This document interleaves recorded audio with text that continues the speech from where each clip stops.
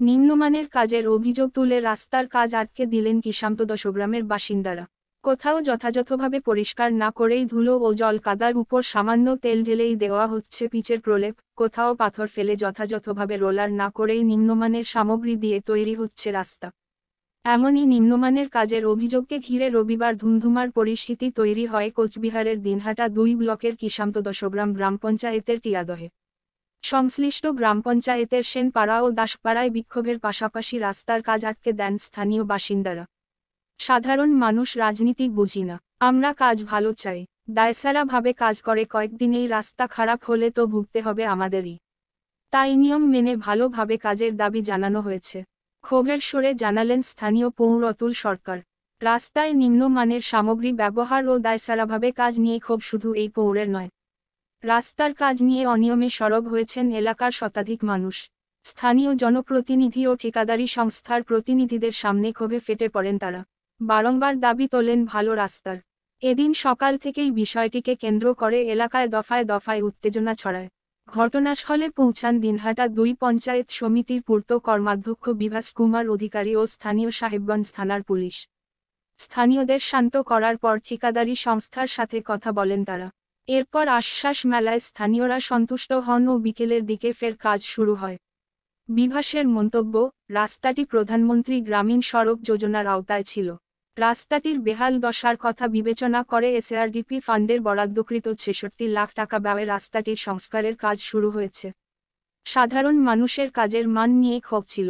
ঠিকাদারের সাথে কথা বলে স্থানীয়দের ক্ষোভ মেটাতে প্রয়োজনীয় পদক্ষেপ করেছি। বর্তমানে তুলে দেখো এলা আছে তুলে গুলিয়া হাওয়া মেশিন মারা লাগবে না, হাওয়া মেশিন লাগবে না, তেল বেশি করে দেয়। তেল দিয়ে অনেক তেল দিলে কি রাস্তা ধুলের উপরে তেল দিলে তো উঠে যাবে না, জল দেয় তার উপরে তেল দেয়, তাড়াতাড়ি কোন হয় রাস্তা। যদি তেল মারে ওই পিস ফেলে দেয় তাহলে কি হবে, ধুলেটা তো বলছি। যাই হোক, কন্ট্রাক্টরের সঙ্গে আমি পরশুদিন আলোচনা করলাম যে দেখেন দাদা এই অবস্থা, ধুলাটা কিভাবে সরানো যাবে। কলে ধুলাটা কিভাবে সরানো যাবে, ধুলাটা মোট কথা করতে হবে ভালোভাবে ঝাড়ু দিয়ে, হয়তো যদি হাঁকাহাঁকি করে বস্তা দিয়ে কিছু, তাতে তো দাদা ধুলাটা যাবে না। কেন মেশিন বলে, মেশিন ওটা আমাদের ব্যাপার নয়, ওটা হলো ঠিকাদার কৃষ্ণর ব্যাপার। হ্যাঁ, ও যদি মেশিন নিয়ে আসে কোনো ব্যাপার না, কিন্তু মেশিন নিয়ে আসলো না। আমরা চাচ্ছি যে আমরা কোনো পয়সা করে কিছু চাই না, আমরা চাই যে শুধু রাস্তাটা ভালো হোক। হ্যাঁ, রাস্তাটা ভালো হোক, এটাই ভালো। এরা কি করলো বললেন, আমি বললাম যে এইরকম জল দিয়ে তারপরে তেল মারতেছে। বলে না, ওটা আইন না, ওটা জলটা আগের দিন দিতে হবে, তো জলটা শুকেলে তারপরে হয়তো তেলটা মারতে পারে। হ্যাঁ, কিন্তু এটা সেটা করতেছে না, এটা জেদ কাটিয়ে এখন মোট কথা সাত জল দিতেছে, সাত এখন পাকা করে যাচ্ছে।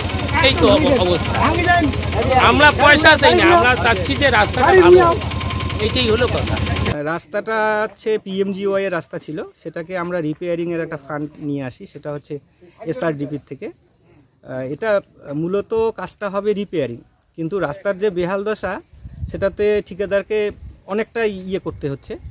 তবুও এখানকার পাবলিকের একটা অভিযোগ ছিল যে রাস্তাটা নাকি ধুলো ঝাড় হচ্ছে না সঠিকভাবে, সেটা নিয়ে তারা একটু কথা বলার চেষ্টা করছিল, একটু সমস্যা তৈরি হয়েছিল। কিন্তু সেখানকার পাবলিক, পঞ্চায়েত প্রতিনিধি এবং আমি নিজে সেখানে দাঁড়িয়ে থেকে সেই সমস্যাটাকে অনেকটা করছি, কাজ পুনরায় চালু হয়েছে।